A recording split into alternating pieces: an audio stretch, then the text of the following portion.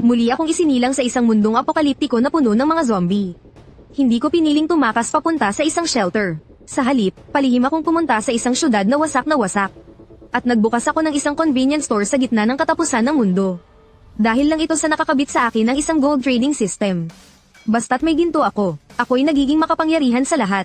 Sa mga oras na ito, isang grupo ng mga zombie ang nakapalibot sa harap ng tindahan ko. Kahapon ko lang nilinis ang bintanang yan. Kayong mga nilalang na to, wala ba kayong kaunting konsiderasyon man lang sa kalinisan? Pagkatapos, kumuha ako ng isang bote ng spray.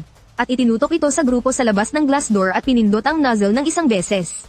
Sa sumunod na segundo, ang dating magulo at nagwawalang grupo ng mga zombie ay para bang pinindot ang pause button. Natigilan sila sa kanilang mga ginagawa, at maya-maya, para silang nakakita ng isang napakatinding at nakakatakot na kaaway. Nagkandara pa sila sa pagtakas sa iba't ibang direksyon. Nagkatapakan pa sila sa isa't isa sa sobrang takot. Sa isang iglap, nawala